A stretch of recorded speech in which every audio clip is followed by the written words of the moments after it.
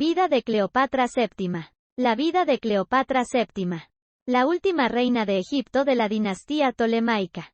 Es una historia llena de intriga, poder y tragedia. Nació en el año 69 a.C. en la ciudad de Alejandría. Hija del rey Ptolomeo XII y la reina Cleopatra V Tryphina. Su familia era de origen griego y su dinastía había gobernado Egipto desde la época de Alejandro Magno desde el año 305 a.C. Gracias a una hábil mezcla de alianzas políticas y matrimonios estratégicos. Sin embargo, la dinastía estaba en crisis cuando Cleopatra nació. El último rey, Ptolomeo XII, había sido exiliado de Egipto por las facciones políticas rivales y, tras una serie de guerras civiles, finalmente fue reinstalado en el trono gracias al apoyo del general romano Pompeyo. Ptolomeo XII murió poco después, dejando a su hija Cleopatra y su hijo menor como herederos del trono. Cleopatra fue educada en la corte egipcia y tuvo acceso a una educación completa y refinada en literatura, ciencias y artes. También aprendió varios idiomas, incluyendo egipcio, griego, latín, arameo y hebreo. Estos conocimientos y habilidades la convirtieron en una mujer muy culta y astuta, lo que sería crucial para su ascenso al trono. En este contexto político tumultuoso, cuando su padre murió, ascendió al trono a los 18 años de edad, junto a su hermano menor Ptolomeo XIII. Desde el principio, Cleopatra demostró ser una gobernante inteligente y astuta. Aunque su hermano era el gobernante nominal, Cleopatra se convirtió rápidamente en la verdadera líder de Egipto y tomó medidas para consolidar su poder. Sin embargo, la relación entre los dos hermanos se volvió tensa y hostil. Ptolomeo XIII, apoyado por el poderoso eunuco Pothinus y otros consejeros, intentó tomar el control total del gobierno y exilió a Cleopatra. Durante su exilio, Cleopatra se alió con el general romano Pompeyo, quien buscaba refugio en Egipto después de su derrota en la guerra civil romana contra Julio César. Aunque la leyenda dice que Cleopatra fue presentada a Pompeyo oculta en una alfombra, no hay evidencia clara de que esto haya sucedido. Lo que sí se sabe es que Cleopatra se reunió con Pompeyo y que él estaba dispuesto a ayudarla a recuperar el trono de Egipto. Sin embargo, cuando Pompeyo fue asesinado poco después por orden de Julio César, Cleopatra se encontró en una situación precaria y tuvo que recurrir a Julio César para obtener ayuda. En el año 48 a.C., Cleopatra se reunió con Julio César y comenzaron una relación amorosa que tendría importantes consecuencias políticas. Julio César la ayudó a recuperar el trono de Egipto y luego pasó varios meses viviendo con ella en Alejandría. Se dice que Cleopatra lo impresionó con su inteligencia y su encanto, y que la relación entre ellos fue muy intensa. La pareja tuvo un hijo, al que llamaron Cesarion, quien fue reconocido como hijo legítimo por Julio César. Sin embargo, César tuvo que regresar a Roma y Cleopatra se quedó en Egipto.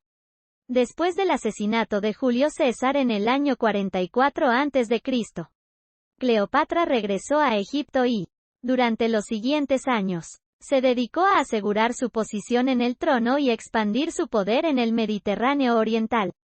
En el año 41 a.C., formó una alianza con los líderes romanos Marco Antonio y Lépido, quienes se habían unido para formar el segundo triunvirato.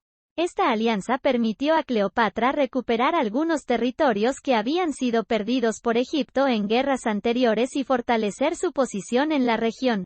Cleopatra y Marco Antonio tuvieron 3 hijos juntos y su relación se volvió cada vez más intensa, lo que llevó a tensiones con Roma y otros líderes romanos.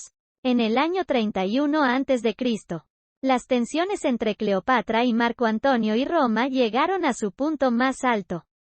El líder romano Octavio declaró la guerra a Cleopatra y Marco Antonio, lo que llevó a la batalla de Actium.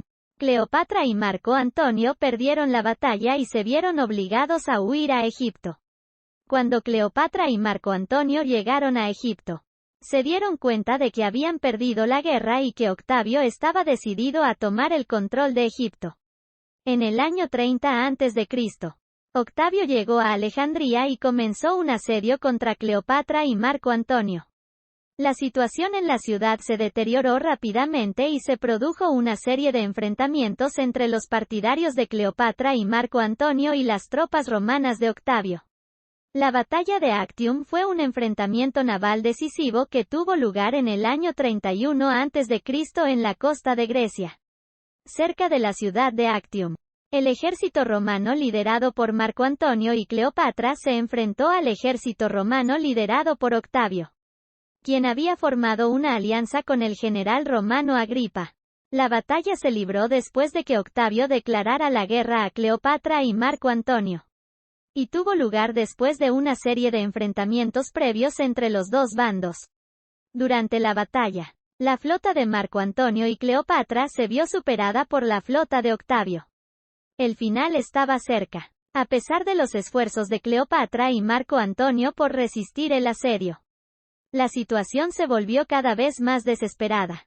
Finalmente, en el año 30 a.C., Marco Antonio recibió noticias falsas de que Cleopatra había muerto y, desesperado, decidió suicidarse. Cleopatra quedó devastada por la muerte de su amante y decidió que no podía caer en manos de Octavio. Después de dejar órdenes de que sus tesoros fuesen enterrados con ella, se encerró en su palacio y comenzó una huelga de hambre. Cleopatra murió el 12 de agosto del año 30 a.C., a la edad de 39 años. Se habla de su legado y su influencia en la cultura y la historia. A pesar de que su reinado fue relativamente corto, Cleopatra dejó una marca indeleble en la historia. Como una de las pocas mujeres gobernantes de la antigüedad, ella desafió las expectativas y las normas de su tiempo. Su inteligencia, astucia política y habilidades lingüísticas la convirtieron en una líder formidable que logró mantener a Egipto independiente y próspero durante un tiempo turbulento en la historia del Mediterráneo. La imagen de Cleopatra como una mujer seductora y manipuladora ha persistido a lo largo de los siglos y ha sido objeto de numerosas obras de arte, literatura y cine. Su relación con Julio César y Marco Antonio se ha convertido en un tema popular de la ficción y la leyenda. Y su figura ha sido retratada de muchas maneras, desde la femme fatale hasta la heroína trágica.